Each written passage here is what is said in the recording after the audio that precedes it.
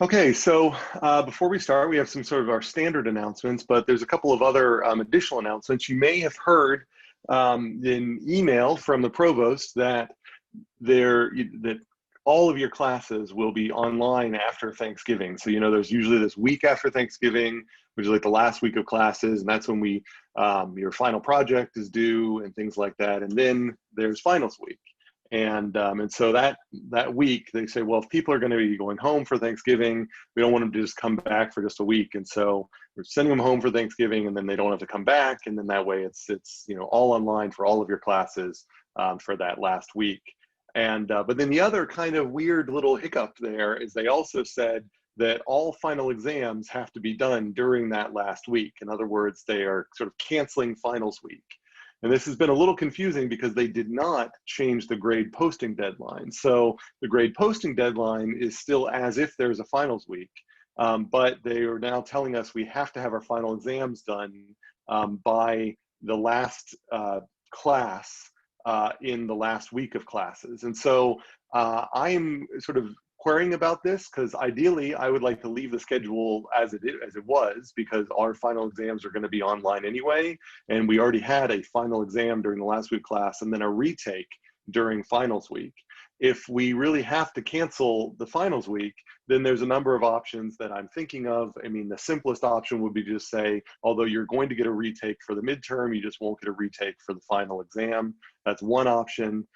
There are a couple of other weird options where I can maybe squeeze some content together so that you can take two exams the last week of classes, a final exam on Tuesday and an optional retake on Thursday. To me, that seems like a lot of effort, and I'm not sure there's a lot of gain. I don't like the idea of all of you guys taking all of your finals like compressed into the same week that you're trying to wrap up all your projects and things. So I'm going to do my best to push administration on this to allow us enough flexibility to leave the schedule as it was, but it may be out of my hands. So, but I just want to give you that heads up that some of you saw that, some of you may have noticed it, some of you may not have noticed it, but we're all trying to figure out exactly what it means, like why, if things were online, what does it mean to cancel finals week? So I'll let you know more when I know more, but I'm just letting you know that I'm thinking about it. Other more standard notifications, Lab 5 is Arena now. And so the textbook is something that, the lab textbook is something you should have access to. And this semester, I've actually provided you online access to that textbook. So that shouldn't be that much of an issue. There is homework D2 is formally assigned now, but I think I made it available this weekend.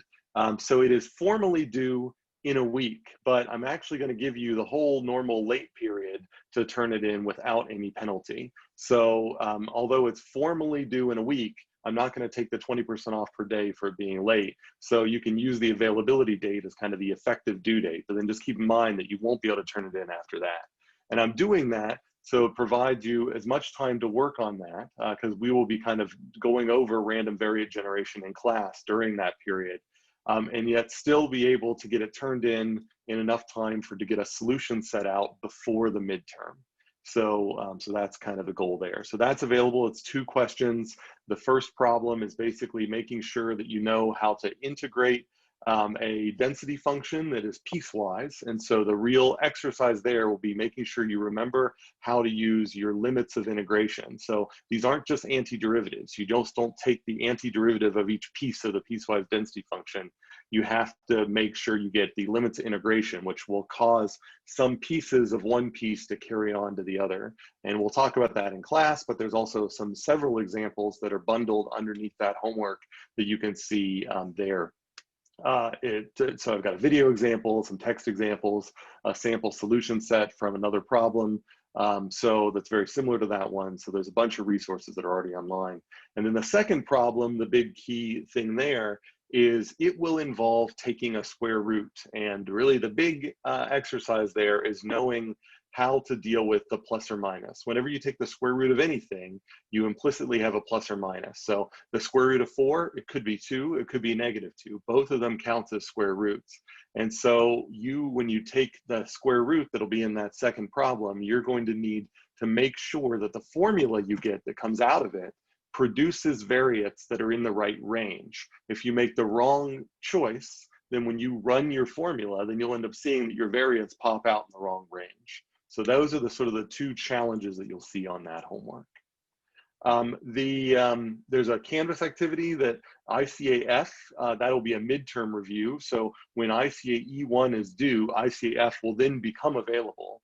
And at that point, it just randomly samples from the ICAs that come before it, and it adds a few more questions in. You can take it multiple times and your highest score will be recorded. It is meant to sort of be a practice exercise to get you thinking about the midterm and about all of the things that we've learned for the midterm, so that when we go into lecture F, which is sort of a midterm review lecture, you'll have questions that, or you may have questions that we can help answer then. And then so that then brings us up to the midterm. So this says during normal class time. So again, that's just kind of the standard thing that I would write here. So in reality, it's so this is slightly modified. It's going to be a 75-minute long midterm given on Canvas that you can take any time during the day of when it would normally be given in class. And so during that day, starting from midnight, going to the next midnight, you can start it at any time. So if you'd like, you can start it during this class period. There won't be any class that day. So technically you could just say, okay, it's 10:30 Arizona time. I'm gonna start the midterm now. I'll get my 75 minutes and it'll be just like I took it in class. But if that doesn't work for you, then you can take it anytime during that 24-hour period. So that's how the midterm is going to work. It goes over everything through lectures A1 through F, so basically units A through E. And there are sample midterms on Canvas, so several sample midterms on Canvas you can take a look at. I recommend looking at the most recent one because it will be kind of the closest, because it'll be a multiple choice exam, so that'll be closest to what you'll see this semester. It is closed book and notes that will be given with Respondus Lockdown Browser plus Monitor. So I'll put a little practice exam up before the midterm that everyone will be required to take to make sure that their Respondus is working. And if there are technical challenges, we have contingency plans like Zoom-based proctoring and things like that we like to avoid if we can. But then during that, you'll be able to use two-sided handwritten notes that during the process you'll kind of show to the camera, and then that'll be that. We then will do a midterm retake it's like a 1.5 weeks later, and that is optional. So if you didn't like how you did on the first midterm, you can take the second, or if you want to totally skip the first one, you can take the second one later. So we just take the highest score from those two. If you skip the first, you'll just get a 0 on it, but then that 0 will get cleared when you take the second, and you'll get whatever that score is, and vice versa. Or you can take both and you'll get the highest score. The second midterm will be of similar length, similar difficulty, similar content, but we'll have different questions. And so you don't necessarily get, the only advantage you get from seeing the first midterm is you kind of get more familiar with the format, but the questions on the second midterm will be different, although they go over the same content. You will get access to the answers to the first midterm in between those midterms, so you have that to study from as well. So are there any questions about any of that class stuff?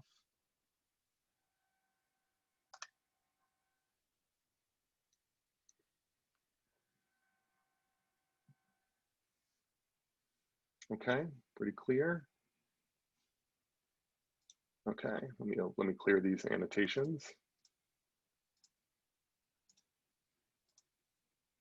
All right. So, and then I won't dwell on this, but you know that the Rockwell Arena competition is, they're accepting, I think, until the end of September entries. So if you're interested in doing that for your final project, and then likewise, I think actually the program chair sent out something, I think, to the students about the FlexSim one, which is more focused on healthcare. So FlexSim is a competitor to Arena, so it's another discrete event system simulation software package. So that is another option that you're fine to do, but we don't cover FlexSim in the class, so you'll have to learn, you have to sort of take all of the insights that you've learned in Arena and transport them into FlexSim, which is very reasonable to do, but it's not something we formally do in the class. And then if there are other competitions like the Simio one that you'd like to do for your final project, that's fine too. Or you can forget all of these, and when we get to the final project, which you'll mainly start thinking about right after the midterm, then you can just do it on your own and don't worry about any of these competitions. They're just options to make things more interesting. All right, any questions? I do have one other minor announcement, is that on Thursday, I have to attend an NSF panel during this class time, which means I am going to have to pre-record this lecture for Thursday. So that means that for everybody, Thursday will be asynchronous. And so it's my goal to have that recording available before the lecture time, so that those of you who normally attend synchronously would just be able to watch the recorded lecture. We'll still have the same type of attendance exercises, but we just won't have live questions because it'll be all recorded, and you know, and you don't have to watch it synchronously, but I'll post it just like I post after the lectures. Just for this week, I'll end up having to post before the lecture. I think I will be out of the panel before my office hours, so I still have office hours that day, but I just have to do pre-recording for Thursday. So I will send an announcement about this on Canvas just to remind people, but I just want to put that out there, is that Thursday will end up having to be a totally asynchronous, so pre-recorded lecture instead of the synchronous. So any other questions? If not, oh, yep, question about lab 4. Why was the burned area versus density plot S-shaped? Also, what was the source of the randomness? I assume the randomness came from the initial configuration of the trees. I'll handle those in reverse. So, so I think that is, I hope a lot of you who did that lab got that there was no randomness within the code of the execution of when you hit play, everything was deterministic. So if you looked at the code for those trees, when a burned tree was within, so basically when there was a tree with 4 other trees around it, if one of those trees was ignited, then the others in the next time step would get ignited in those 4 that were around it. That was a totally deterministic thing. So the source of randomness, which caused the runs to be different every time, is the placement of those trees. So that initial configuration of the trees.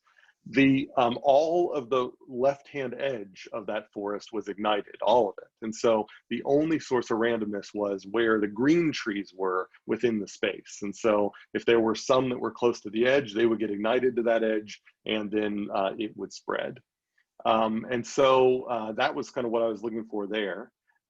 The S-shaped, you know, the Y is sort of a complicated thing, but there's something, if you're interested in sort of deeper insights into this, there's things called percolation theory, which deals with systems like these, and systems that have what they refer to as self-organized criticality. So these are all come out of the so-called complexity theory.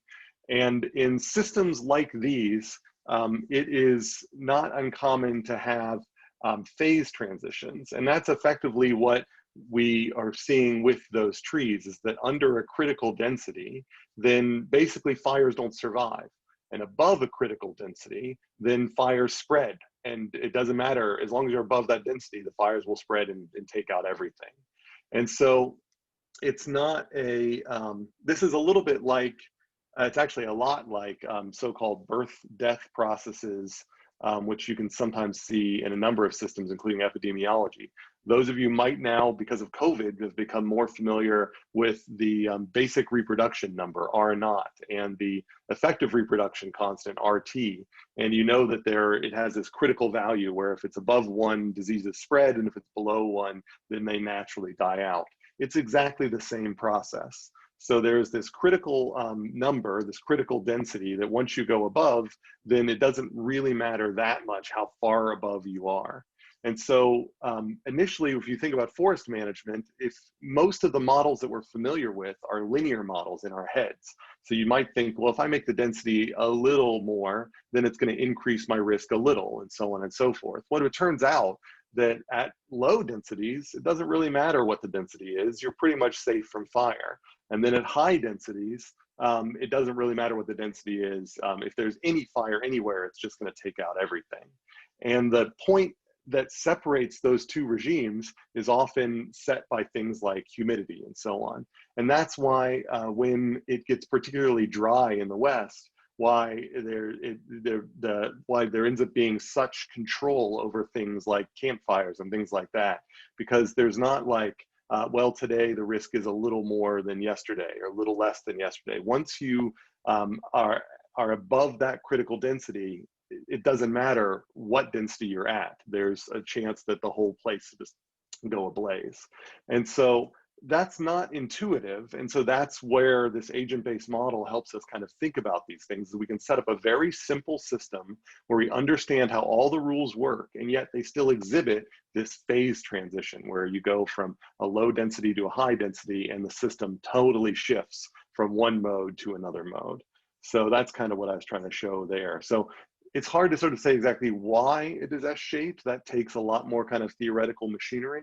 But what I was trying to get to is that there are systems out there for which they have these highly nonlinear responses and that are much more difficult to think about. And that's what these simulations provide us, kind of sandboxes in which we can play in these and sort of start building up on better understanding of these otherwise counterintuitive systems. All right, so any other questions or comments?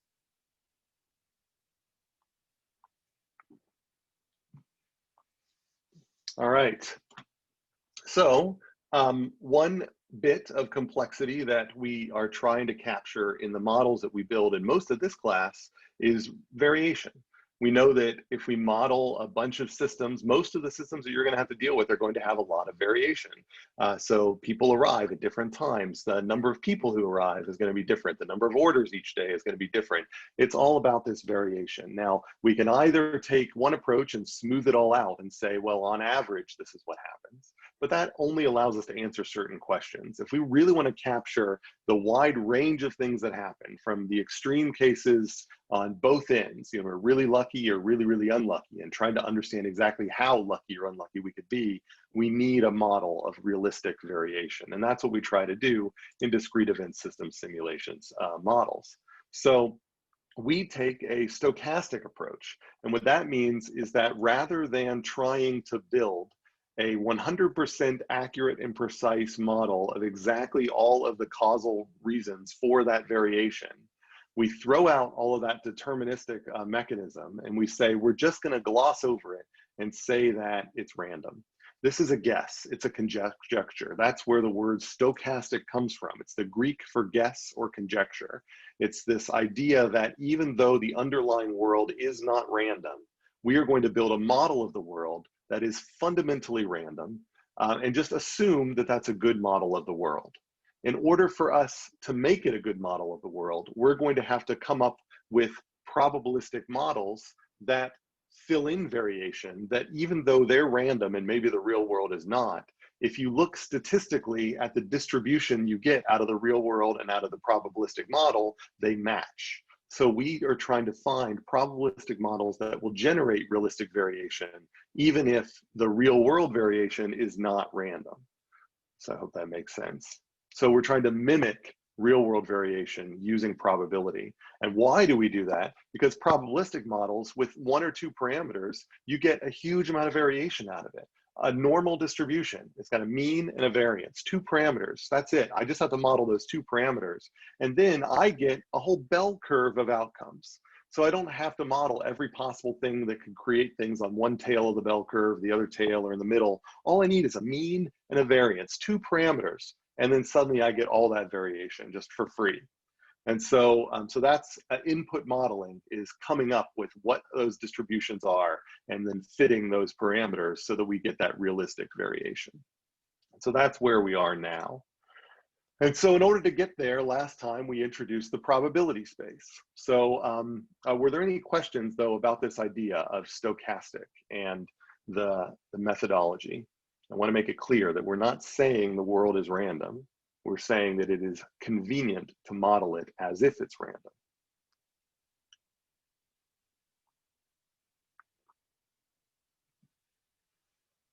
Okay. All right, so before we can do that, we have to know how the heck to form these distributions that we're going to put into the simulator. And so we need to know what a probability space is. And so last time we defined a probability space we said that inside a probability space, we have a sample space, this capital omega, which is the set of our mutually exclusive outcomes of experiments. Experiments are just sort of things that could happen in the real world. We group those mutually exclusive outcomes together into events. And so events are just a set of things that could happen. And then we assign a probability to each event. So each set of mutually exclusive outcomes, from all of them, which is the sample space, to none of them, which is the empty set, gets a probability. And the probability measure is what assigns that. So those are the three components of a probability space, and it's a type of measure space. So it's a special type of mathematics that deals with these types of spaces. And once we have that probability space, in order for us to start better understanding this probability measure in kind of ways in which you can wrap our heads around, we generate what's called a random variable. And that random variable maps those outcomes from the sample space to numbers on the real line. And so rather than saying that a coin came up heads, I say I get a 1. Instead of saying a coin came up tails, I say I get a 0. And once I have things that are mapped to the real line, then I can start building functions which are defined over the real line that help represent what's going on in the existing real world. So different real than the real line. And so that's the reason we have these random variables, is just to assign numerical labels to things that happen in the real world, so that we can then build some more basic mathematics on top of them. And we then talked about, for example, in a discrete random variable, you might have a countable set of things that can happen in the real world, and we map them to a countable set of real numbers. For example, the integers. Even though the integers are infinite, they're countable. I mean, you count them using integers. And so this countable set is what makes that whenever the range is countable, then we refer to it as a discrete random variable. And we're going to use lowercase p with an outcome as the argument as a shorthand for the probability that we've gotten exactly that outcome. And that lowercase p we're going to call a probability mass function, or PMF, that we can depict as a graph down here, where all of our numerical versions of the outcomes are on the x-axis and the probabilities are on the y-axis. And we use this funny hairpin looking symbol, which is a so-called delta measure. And this effectively puts mass, so it puts weight, it puts probability on a single point.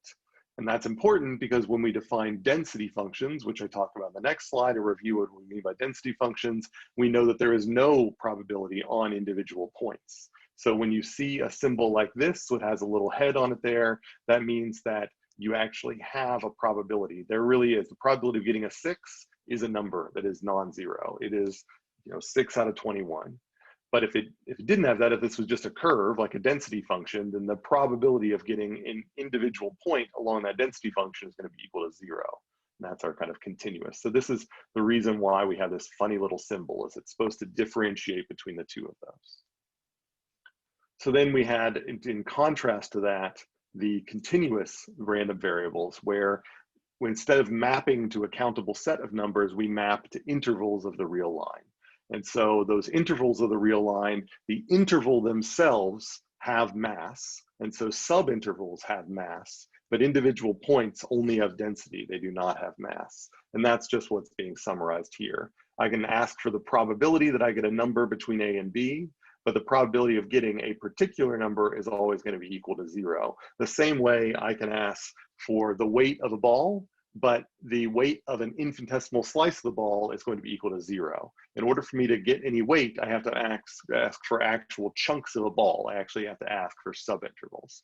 And so that's where this density interpretation comes over here, is that the density exists as a point, but you integrate under the density function, you're effectively multiplying density times volume, and that's how you get weight. And so probability you can think of as a weight. And because of that, densities can be greater than 1. So that's something that can be confusing to some people, as they say, well, these densities. Well, it turns out densities are not probabilities, which means although they can't be negative, so they are non-negative like probabilities, the integral underneath them is equal to 1, which is a little bit like the summing up probabilities is equal to 1. But densities themselves can be greater than 1. And if you need an example of that, here's 2 examples. Here's a uniform probability distributions. These are uniformly distributed between 0 and 0.5. In order for the area underneath this density function to be equal to 1, the density actually is equal to 2. So the density at all of these points is greater than 1, but the range is so small that even though the density is greater than 1, the area underneath the density function is equal to 1. Similarly, for an exponential random variable with a mean of 0.1, which is right here, then this is so tight around that mean that in order for the area underneath this curve to be equal to 1, the density at 0 is equal to 10. So it's much, much larger than 1, but the area underneath is still equal to 1 because it falls off very, very quickly. All right, so are there questions about discrete versus continuous, or why a density function can be greater than 1?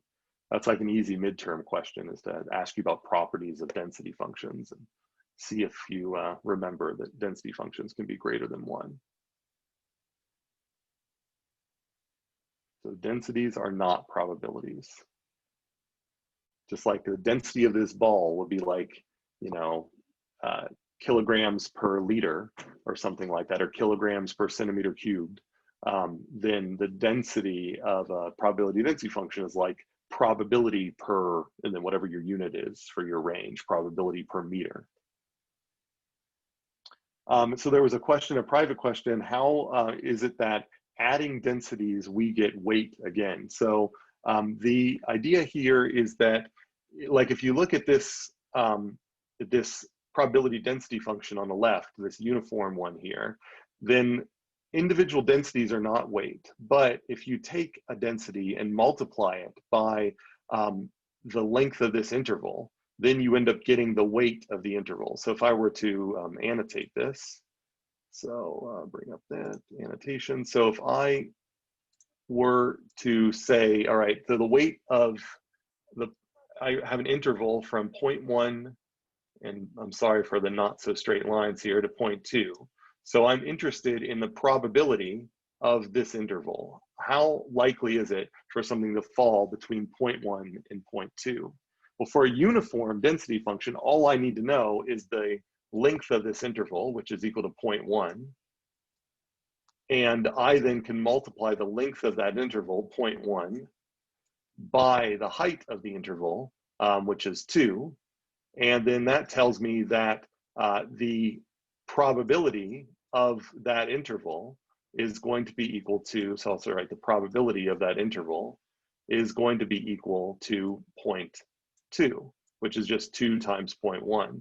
Because all I did is I took the densities of each one of those infinitesimal slices, and I just multiplied, well, I basically sort of just summed up each one of those densities. So if you think about like your Riemann integrals from calculus, this is the same sort of thing, where the densities are like the weight per unit, and then we then need to multiply that by how many units. And so 0.1 is, this is sort of how much of the interval that we're taking. And then we know that per unit interval, it has a density of 2. So to get the weight of this interval, we just multiplied 0.1 times 2, and that gives us 0.2. And that's the weight of that chunk. And the weight of the chunk is the probability. So that's one way to think of it. It's much easier to think about in the uniform case, because the density, it's just a simple multiplication. It gets a little more complicated to think about for these cases, like the exponential case, where the density is sort of constantly changing. And that's why when you think about taking if I were to try to take the probability of this interval from 0.1 to 0.2, then just like you might do in a statics class, if you've taken a statics class in mechanics, then you would know that, you know, I effectively need to chop up this, I have this object which has got changing density, and I effectively need to take slices of this object that are very, very narrow and assume that the density is uniform in those narrow slices. And then I multiply the width of the narrow slice by the assumed constant density, and that tells me the weight of that slice. And then if I add up all of those all of those slices, then I get the weight of the entire interval. And that's the same thing we're doing here, is that effectively the integral underneath here, be it a Riemann integral or what the measure theorists use, a so-called Lebesgue integral, what it's doing is it's slicing this probability density function to narrow slices, and then taking the width of those narrow slices and multiplying it by an assumed constant density. And it takes the limit of that process as those narrow widths go to 0. But in the end, you're just, again, adding up, you know, slices, playing card side slices until you get the whole volume. Does that make sense? How we're taking probability density and turning it into weight. Okay, I'll clear these. All right, so the last review thing from last time is then we said, all right, what do we do with these functions? Well, some of the things we do with these functions is we can, we'll turn them into cumulative distribution functions. And so the cumulative distribution function is just the probability that, so if I ask for the cumulative distribution function evaluated at 4, then what I'm really saying is what's the probability that my random variable is going to be less than 4, less than or equal to 4. And so for a discrete random variable, you just add up the probabilities of all outcomes less than or equal to the fence post that you've provided in the argument. And then for continuous ones, you integrate up to that fence post, and it just takes the weight underneath that.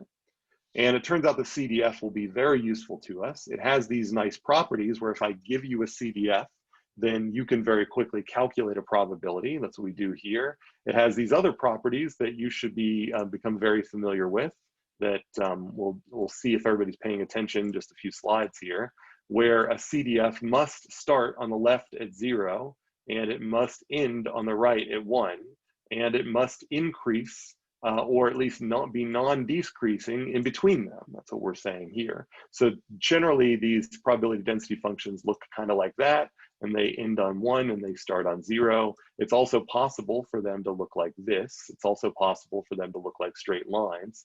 Notice though, the thing is they're always non-decreasing. The S-shaped version is probably the most common. That's what a normal distribution's cumulative distribution function looks like, for example.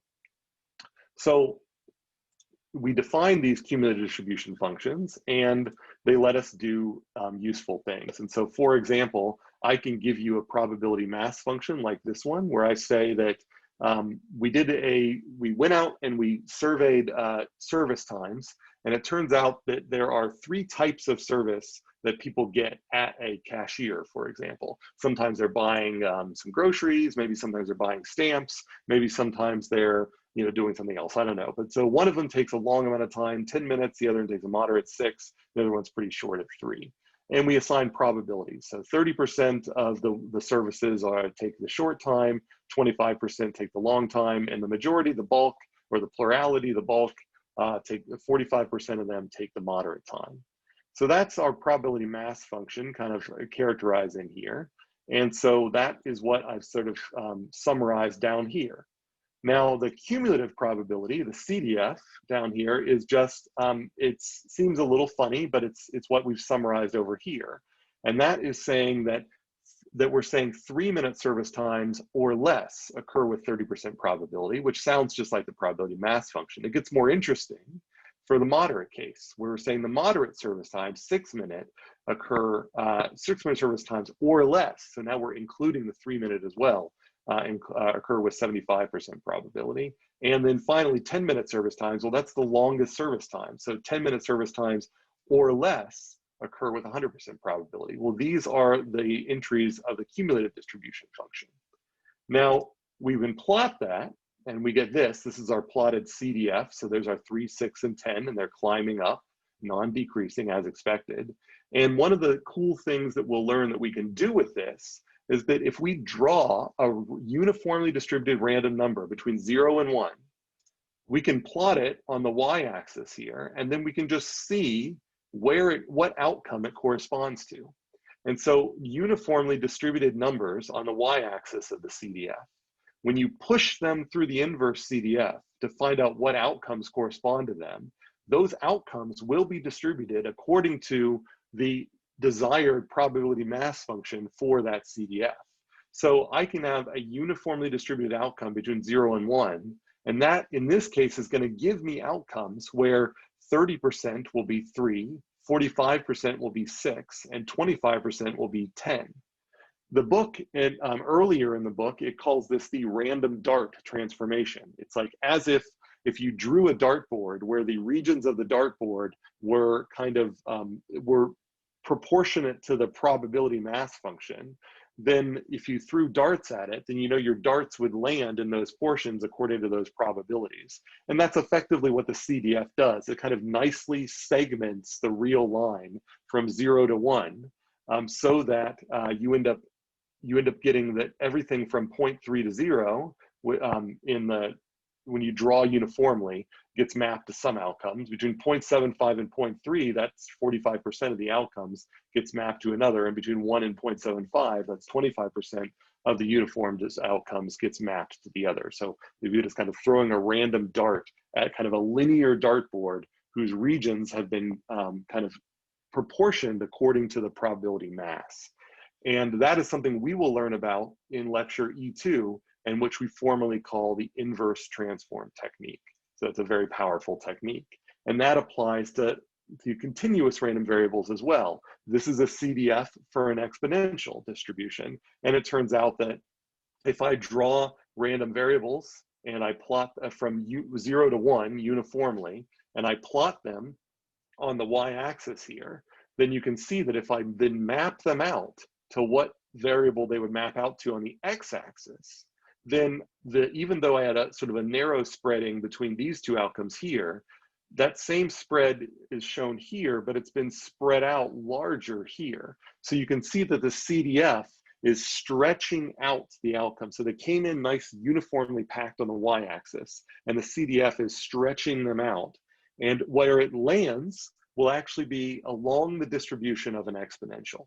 So we now, as we'll see in lecture E2, will have the ability to draw any random variable we want, so long as we have a way to draw from the uniform distribution between 0 and 1. If we can draw uniformly between 0 and 1, then we can use this mapping to then take those numbers and turn them into a totally different set of random numbers. And that's what goes on behind the scenes when you ask Microsoft Excel for an exponential random variable, for example, or MATLAB or whatever. It's doing this behind the scenes.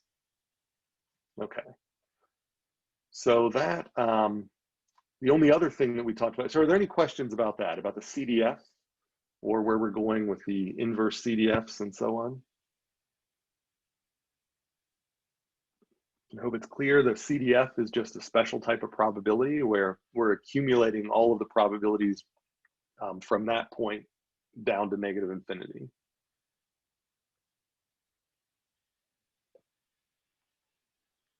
Okay.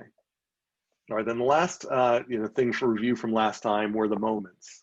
And so we talked about there are these moments, and moments are basically things where you're combining probabilities and outcomes together in a multiplication here.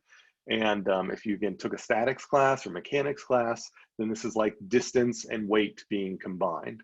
And so that's this term moment comes from that. So the moment of inertia, for example, moment of gravity, things like that. The area moment of inertia, these moments are always going to be these multiplications of the two.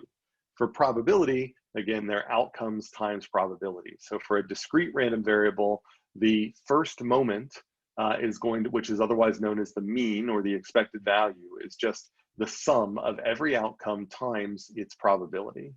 For a continuous random variable, it's the integral underneath the curve that is the outcome times its density. And so it seems like a funny thing, like why do we worry about this weird moment? But what we're actually calculating is the center of mass of a probability distribution. And so if the probability distribution, if you view this as a block of wood, which is shaped this way, then this average or mean or first moment is where the block of wood would be balanced. So there's a lot more mass over here, so there's less distance. There's a lot less mass here, but it's farther away. So there's more leverage. And so that's why it's balanced, kind of shifted towards in. And so it's this nice balance point. So that is physically what the first moment is. And for a discrete random variable, it works the same way. If you pictured, say, children on a teeter-totter, and maybe this child is a little older, so they weigh a little more. This child is younger, so they weigh a lot less, but they're distributed much farther from the fulcrum of the teeter-totter. Then if you put the fulcrum right there at the mean, then this teeter-totter would balance. So these two older kids would be sitting pretty close to the fulcrum, and these younger kids would be spread out, and the teeter-totter would sit there horizontal because you put the fulcrum right there at that balance point. So you should be able to stare at these distributions and have a guess as to where the mean is, because it's kind of where they would naturally balance on. And if you were to add an outcome right on top of that, so I lost my mouse here, or I lost my slide position. Okay, so and if we were to add mass right on top of the balance point, so let's say I originally had 1, 2, 3, 4, 5, 6 outcomes, and instead I add a 7th outcome and renormalize it, but my 7th outcome is right at the mean, then I end up not changing the mean. So if you keep, it's just like if you add weight right on top of the fulcrum, it doesn't move things out of balance. If you were to add the average outcome into the distribution, then it wouldn't end up changing the average. So that's one of the kind of magical things about the average, is that's the reason why in like 470, you can take a distribution of random outcomes and just replace them with an average. Because what we're effectively saying is that if you add the average in, this outcome is kind of one of these special outcomes, which is somehow an aggregate of all the other outcomes. And if we just assume that an outcome, that the average thing occurs, then we end up not changing the dynamics of things too much. And so, so that's kind of one of the reasons why we use this mean, this central measure of the distribution. So you should be able to kind of spot it by eye, but otherwise we know the formula is to be able to calculate it. And you can calculate lots of other higher moments as well. You just put a little exponent in the formula in either the density here or for the mass. So the mass and density stay the same, but the thing you multiply it by gets the little exponent there. And there's mathematical reasons why it ends up being nice to calculate that. So things like variance, which you've heard of, are just the difference between the second moment and the square of the first moment. So it turns out that sometimes it's easier to calculate moments than it is to calculate the full version of the variance. And so this ends up just being a convenient formula to have. All right, so now we're up through all of that. So are there any questions about any of this stuff from last time? Probability distributions, moments, means, variances. We all up to speed?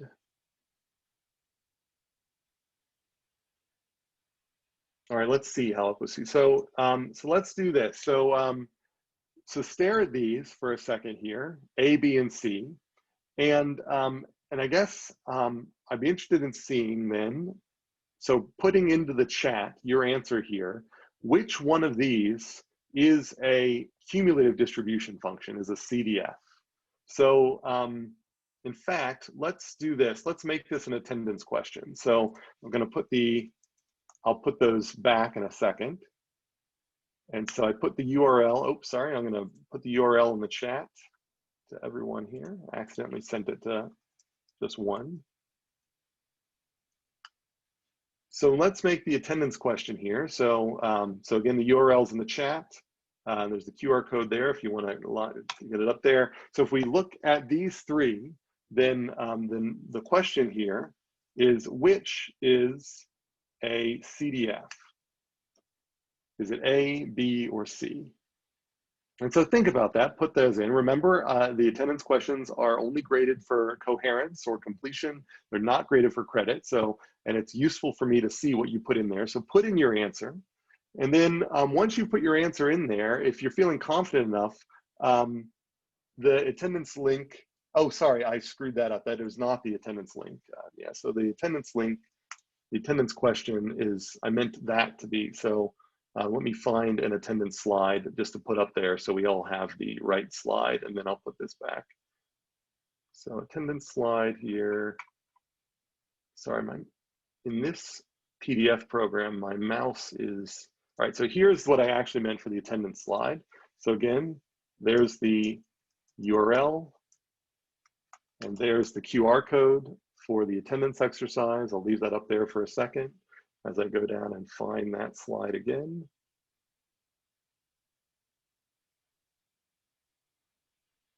All right, and then I'm going to switch slides here. So again, the URL is in the chat. So here, so the question is again, which one of these is a CDF? And after you put your answer in, if you feel brave enough, then I'd like to see what your answers are in the chat. So, so those of you who feel comfortable with it, then put in the chat, A, B, or C. Which one of these do you think is a CDF? I'll give it a little 15 seconds or so. Seeing a lot of answers coming in. So far, there seems to be a lot of agreement on B. So there seems to be most of the answers that I've seen so far have been B. Let me see if any other answers come in.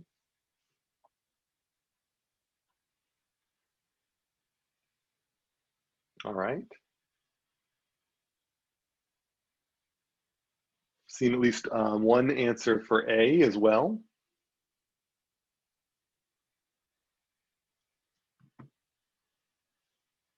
All right, so I think that's probably a quorum.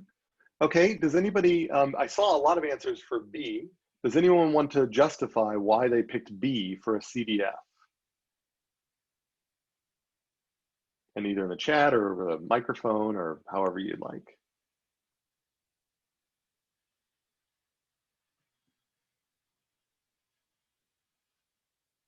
All right, I see at least one answer in the chat. Anybody else want to give their justification for why they chose a CDF or agreement with the justification that's already been given in the chat?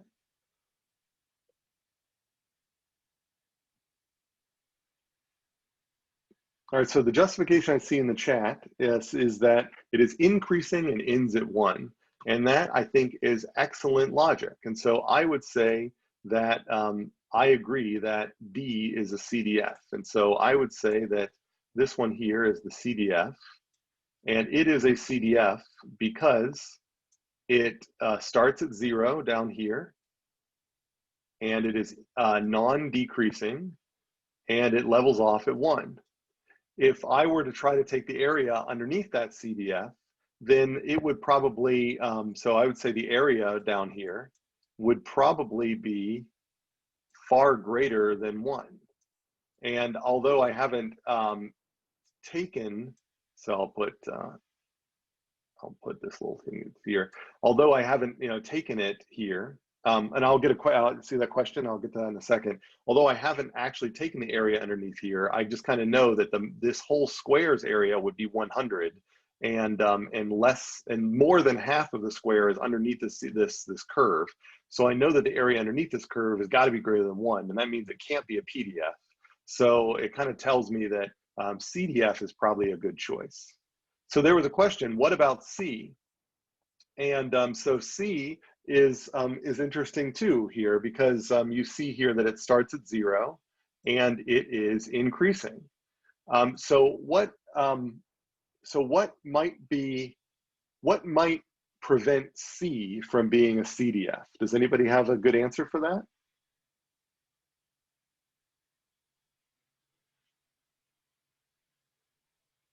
So, so there was a area underneath curve. That's what someone said. And I also see total probability on y-axis exceeds 1.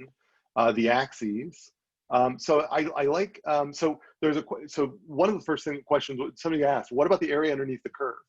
The area underneath the curve, if you remember, the properties of PDFs and CDFs, the only one we cared about the area underneath was the PDF.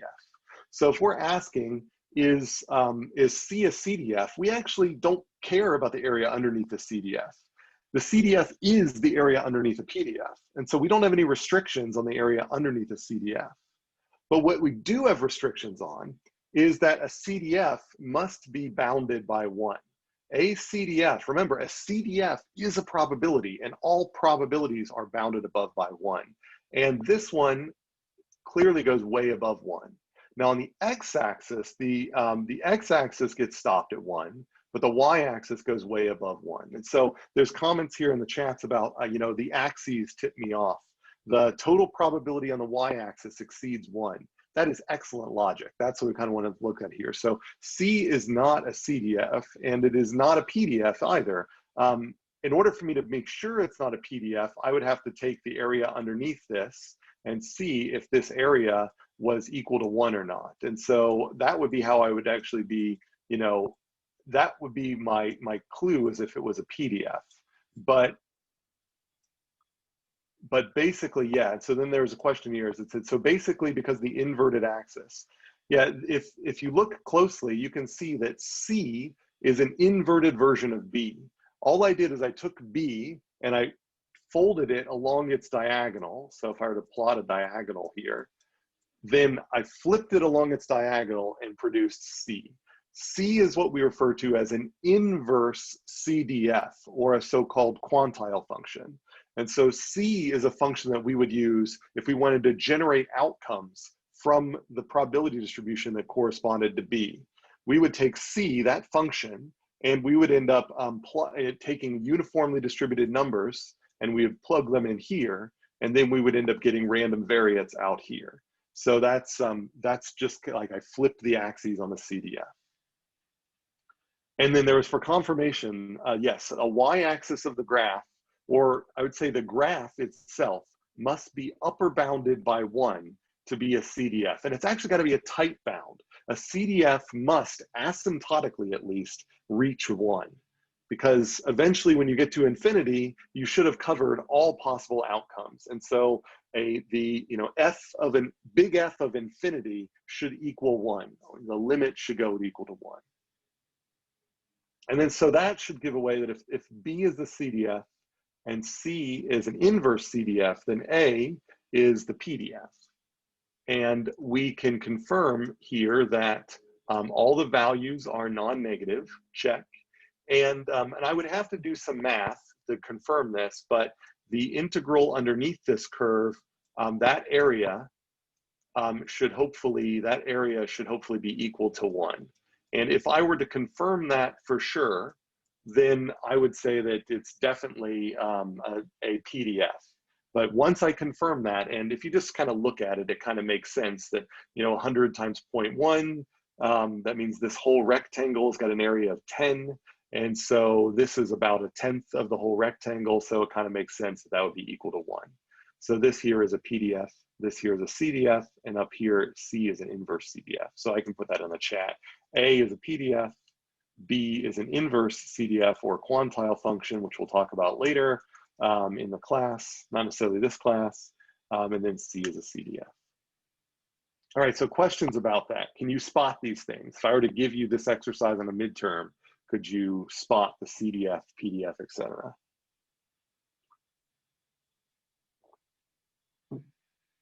Great. All right, so I'm not going to do this. I'm going to clear that. I'm not going to do this one here for the interest of time, but I leave this one as a thought exercise for you to say which one of these is a PDF, which one of these is CDF, and which one of these is an inverse CDF, and which one of these is nothing. So, so these are another set that I think I'll probably ask you about in the review for the next time.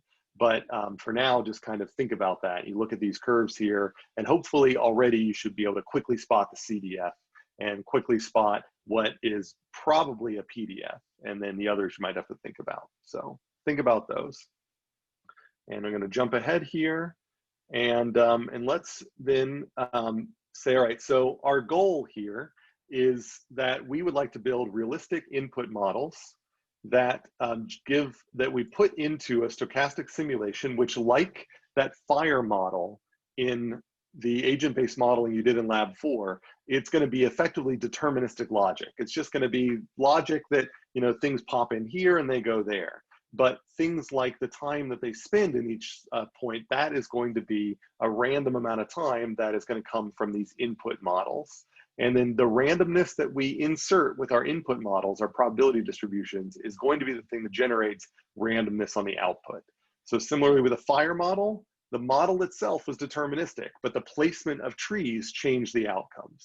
And so as you get a different placement of trees, even if the density is still the same, the placement of trees gives you variation on the output. And that's what we're doing here, is to sort of how do we craft the variation on the input to get us variation on the output that is meaningful. And so we are going to then try to build up a vocabulary of basic probabilistic models that we can use for simple aspects of our inputs that we can then build up into more complex systems. So although we may not know what the probability distribution for the entire process of building a car is, if we might be able to use probability distributions that we do understand for each little part of building a car, and then we put all those together, and then we end up getting the distribution for how long it takes to build the entire car, and that's sort of what the simulation does. So these, as you move through your career, you should become familiar with all of the distributions that you see before you on the continuous side and the discrete side. These just should be tools that you have available to you. In this class, we are primarily going to focus on the dark ones. I just grayed out a few there. And so that's kind of what we're going to start talking about today, is where do these darker ones come from and when do you use them? And so again, these are going to be things that we will put on the inputs of our simulations, kind of like the positions of those random trees. And then our simulations are going to generate variable outputs, and then we'll end up doing statistics of the outputs to sort of make inferences about, say, how fast our factory's working, or how well a policy we've implemented at the bank, et cetera, et cetera. All right, so let's get into it and start thinking about each one of these distributions. So the uniform distribution, we've already seen. Simplest distribution, it's a continuous distribution, so it has a density function like this.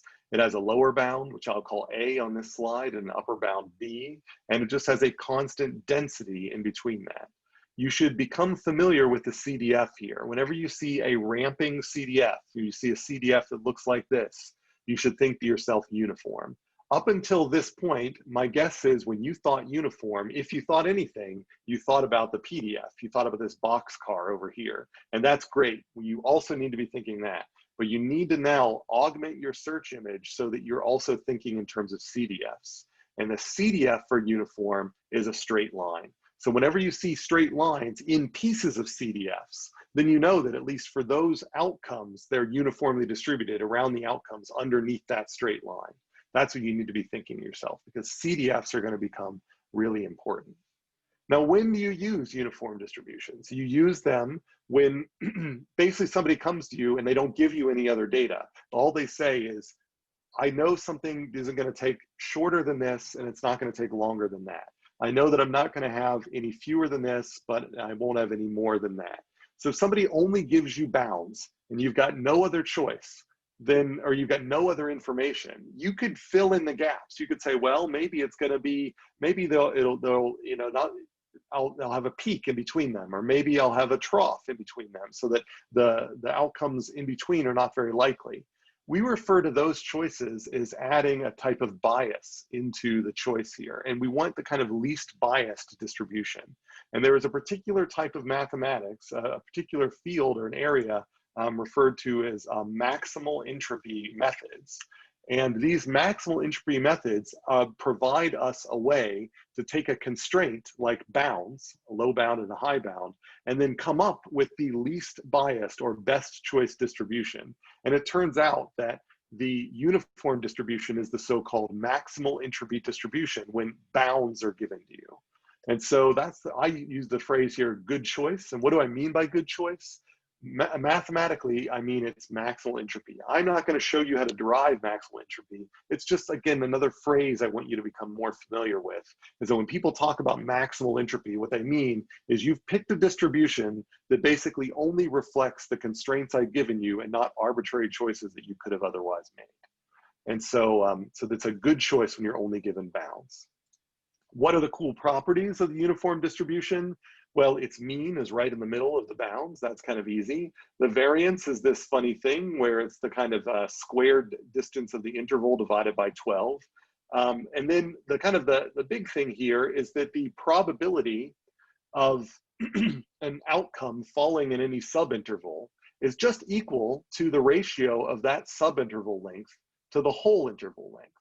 And so that ends up being super useful, especially as we're generating other random variables. So this ends up becoming kind of like, you know, if you're playing a role-playing game or something, you might have a 20-sided die, and you can build up randomness around that 20-sided die by accumulating outcomes. You can say, well, if I roll a 1 to a 10, then that's going to be half of the outcomes. But if I roll an 8 or 9, that's only going to be 2 out of the 20 incomes. So it's only going to be a tenth of the outcomes. Well, that's effectively what this is. It's the uniform distribution gives us that 20-sided die for us to build other distributions on top of. And that's what we'll talk about in lectures E1 and E2. Now, are there questions about the uniform distribution? Is that pretty clear what we mean by uniform? It's uniform in density, the same density between the bounds.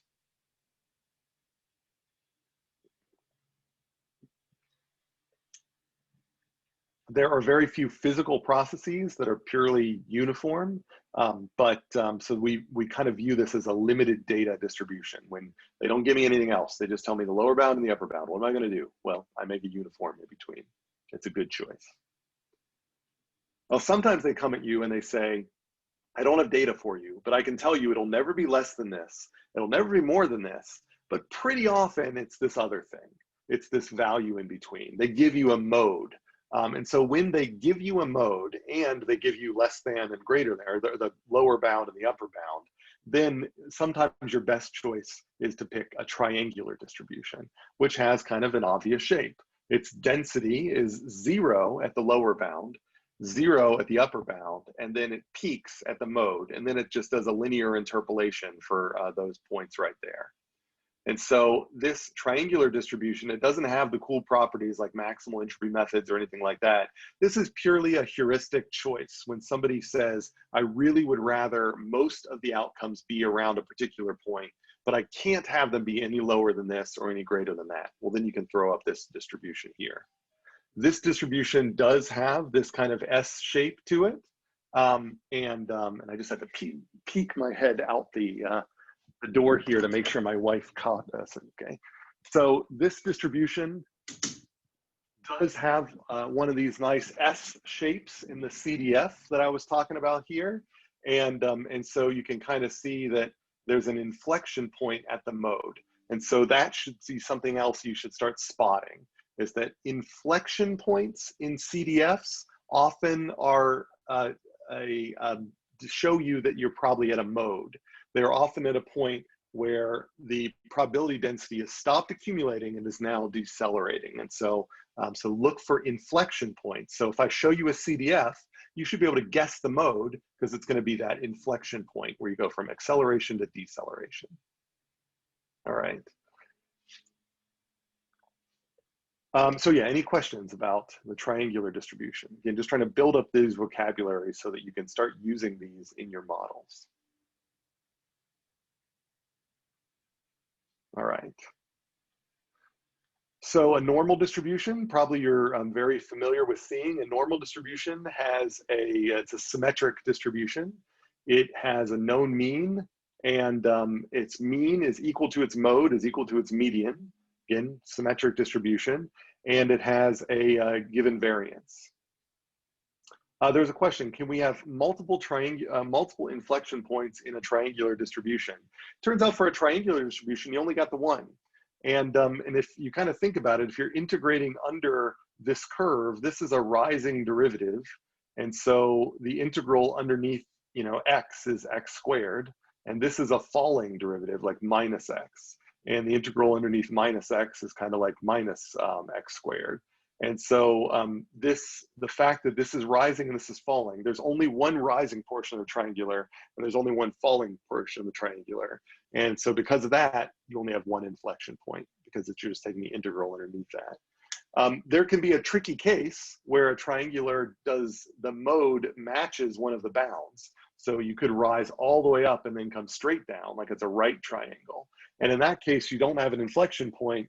It just kind of stops, you know, so it just might accelerate all the way up and then stop, or it might be kind of decelerating and just have an asymptote. But as long as there's an interior mode, then you do have that inflection point, and just a single inflection point. Yeah, and it's just, if you think about it, if you took the derivative of something with an inflection point, then you should have, before that inflection point, things that are rising, and after that inflection point, things that are falling. All right, so the normal distribution, it has this nice, interesting feature that it is the so-called maximal entropy distribution if you give me a mean and a variance, and that's it. So you say it can be unbounded, it can go to negative infinity or positive infinity, but if all I do know is that it's got a mean and a variance. If you fix those two parameters, then the normal distribution is the best distribution to pick if somebody just gives you mean and variance. And so it's also the good distribution to pick if it is modeling an additive process. So you're saying that somebody does 8 steps in a row, and you don't want to model each individual step, but you know that one step is always immediately followed by the next step. Well, in that case, if you know the average time for each sub-step, you probably can just take all those averages and add them up together, and you're probably going to get a bell curve with that average. So instead of having a really weird model of each individual sub-step, you can sometimes simplify it and just get the mean and the variance of all the sub-steps, and then use those. If they're independent, you can sort of add them in a way that we'll talk about at another time. But you can kind of add them up and then get a model for the whole process. So when things are additive, when they get accumulated together, then the normal distribution is one that you search out for. So it's a commonly used distribution for that. So result of additive wear, central limit theorem. All right, the other really popular continuous one you'll see in this class is the exponential distribution. This is a good choice when you have non-negative values of the known mean. So they don't give you a variance. They do say it can't go less than 0, but it has this mean. If they give you no other information, this is the maximal entropy distribution for those constraints. This is the best choice if they just say it's non-negative and it has a known mean. Then you use the exponential distribution. Another way to interpret this is the waiting time until you get a random failure with a known rate.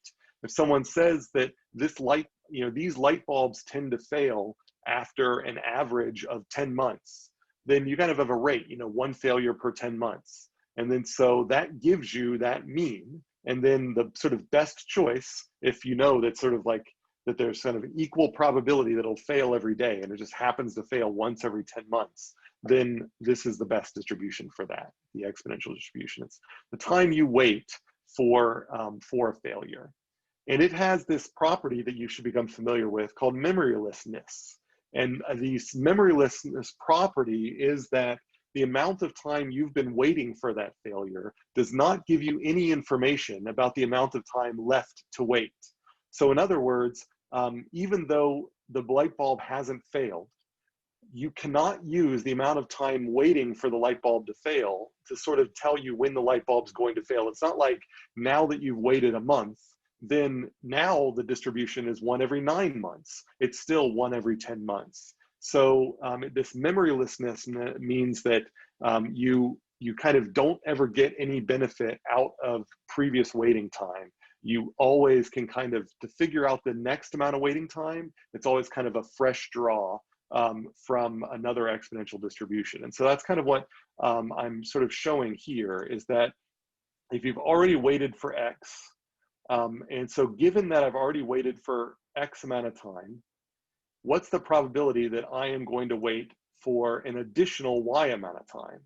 Well, that's just the probability that I'm going to wait for an additional Y amount of time. So I don't get any benefit from knowing that I've waited for X amount of time. That's what we mean by memorylessness. Now, there are exponential families here, and I'm going to kind of go kind of quick through some of the rest of these here. If you want to add up a certain number of exponentials, rather than going to the central limit theorem, if you know that they're exponentials and you know there's a certain number of them, then the Erlang K distribution describes that, where K is the number that you're adding up. So if you say that after I've got 3 light bulbs and they all fail with an exponential amount of time, how long until I need to buy a 4th light bulb? Well, I'm going to use 1 light bulb, but then I'm going to use the 2nd light bulb, but then I'm going to use a 3rd light bulb. Well, the Erlang 3 distribution will tell you the distribution of time it'll take to burn through all 3 light bulbs. And so that's what the Erlang K distribution is. And not surprisingly, as K goes to large numbers, the Erlang K starts to look like a normal distribution because it's the central limit theorem. Ultimately, once I add up enough of these things, they're going to go to a normal distribution. But if adding up a small number of them, they're not going to be normally distributed. They're just going to be kind of hump shaped. And the Erlang K actually describes the hump when you know they're exponential. The other way you can go with things is if I say, rather than adding them up together, what if I have something that's like an exponential, but it just happens to fail more often early before it becomes kind of exponential? Or it's like an exponential, but towards the end of its life, it starts failing more often than you would expect based on an exponential. Well, that's what the Weibull distribution gives you. It gives you a shape parameter, which is called K here, which alters the shape of the distribution. So when the shape parameter is equal to 1, it's an exponential, but then you can change that shape parameter to make it very steep or very humped. And otherwise, it behaves like an exponential, but very kind of early in the life or late in the life, then you can kind of cause failures to concentrate. And so reliability engineers really like the Weibull distribution because they allows them to play with where they're going to put most of the failures, early in life or late in life. All right, so I'm running a little later than I want here, but I just want to at least touch on the discrete distributions. So the Poisson distribution is our first discrete distribution. This Poisson distribution is the number of exponentially distributed events that occur in an interval. And so I know that I have so many encounters that, let's say I have people arrive with inter-arrival times that are exponentially distributed to an event. Well, if I want to know how many people will arrive in the first hour of the event, then a Poisson distribution will tell me how many people arrive. It's a count of arrivals where the inter-arrival times are exponentially distributed. That's what we mean by Poisson. And that is sort of that's kind of the exponential family on the discrete side of the distributions. But then we also have on the Bernoulli side of the distributions, which will be probably the ones you're more familiar with, where if you flip a coin, it comes up heads or tails with a particular probability. That's a Bernoulli distribution. And then we can then ask questions like, how many coin flips do we need until certain things happen? So the binomial distribution is one that is, given that I flip the coin in times, then how many heads come up? That's the binomial distribution. We can contrast that with the negative binomial distribution, which is how many times do I have to flip the coin to get R number of heads, where R is some number. So if I want to get 5 heads, how many times do I have to flip the coin so that that after I flip them for that many a time, the last time will be a head and I'll have 4 other heads somewhere in the mix. That's the negative binomial. And the special case of the negative binomial is when you only are looking for 1 head or 1 failure, 1 special event, and that's the geometric distribution. That's effectively the discrete version of the exponential distribution. It is the discrete waiting time. How many coin flips do I have to wait before this one thing happens? All right. So I think rather than rushing, I think I'm going to stop there. And in the next lecture, we'll cover the rest of this as well as moving on. And then I've also bundled with this lecture some auxiliary videos if you want to go back and see things like, well, what are these exponential families? I like to sort of see that said again or in a different way. So I kind of talk about random processes, which I didn't get to today, but I'll cover next time. And I talk about the exponential families and this kind of binomial family and sort of, highlight the different aspects of those. So those are online already. So in that case, let me jump to an attendance question here. So I'll get to an attendance slide. And so I'll put the link in the chat. And so the question is, what is special about Thursday's lecture? So actually, no, I don't want to do that because I want everybody to know. Thursday's lecture is asynchronous only. Look for it online. I will send you a notification. So the attendance question here is going to be, what is meant, or I could say what mathematical method did I use to describe a good choice of distribution with limited information? I said that there was a particular method that I want you to become familiar with these terms. And this term was a term that allows you to solve for a distribution when someone gives you only a little bit of information about the distribution. You don't have any data, you just know a couple of parameters. And so you want to come up with the best distribution that fits those parameters, even though you don't have any other data. And so there's a particular mathematical method that kind of gives us an objective way to choose, say, the uniform distribution when they give us limits, and the exponential distribution when they give us a mean and they tell me it's non-negative. Those, we don't just pick them arbitrarily. There's a mathematical reason. And what is that methodology called? And that's all I have for you. So if you don't have any questions, you can feel free to log off, and I'll see you next week, again, asynchronous on Thursday. If you have any questions, I'm happy to take them for a couple of minutes.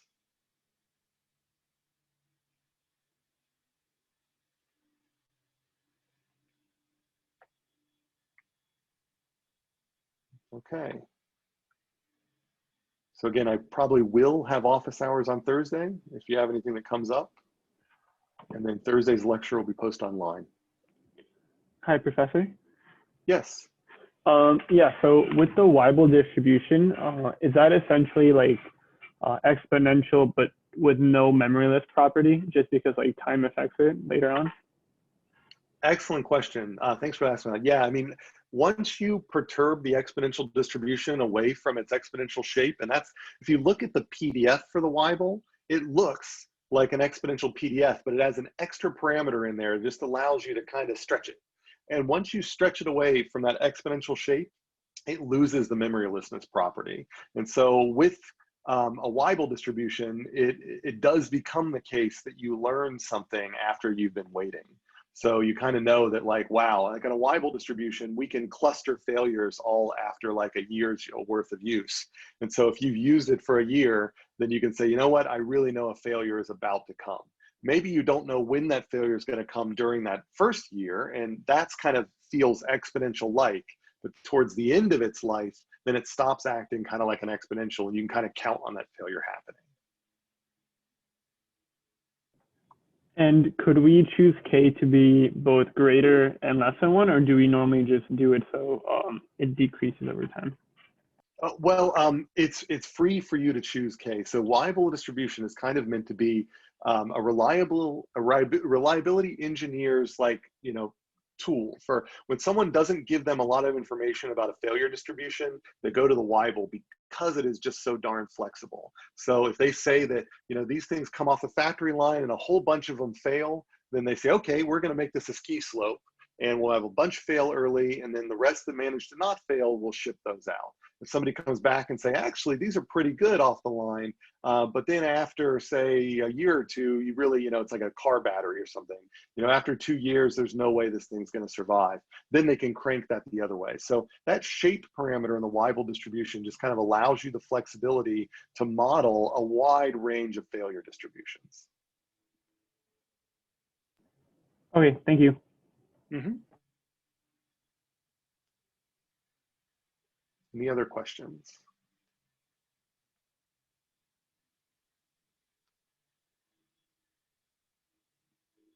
All right, I think we kind of have an anti-quorum, so I will end the recording and the meeting. And again, see you asynchronously on Thursday, and I hope you have a good weekend, and then see you synchronously on Tuesday.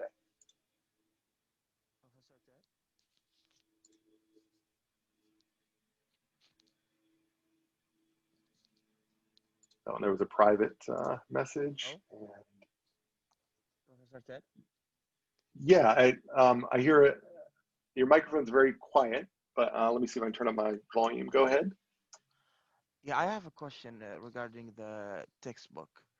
I wasn't sure I understood for the next or the upcoming labs.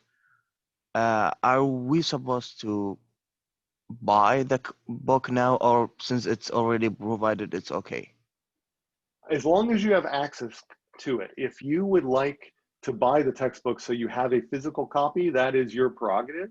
You don't need a physical copy if the copy that I've provided is okay for you. So as long as you're okay with navigating that one, then that's fine.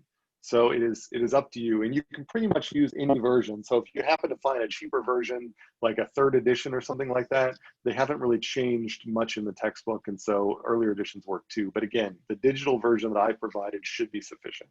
Yeah, so there's no need for additional access because I heard access, so I thought we need to get an access or something other Well, than the book itself. right, access means, yeah, you don't need like software that comes with the book or anything like that. I mean, if you want to work at Just the home, you should access have Arena. to view the book. That's what you meant. Exactly. Just the digital Okay. copy is fine. Okay, thank you so much. Yep. Anything else?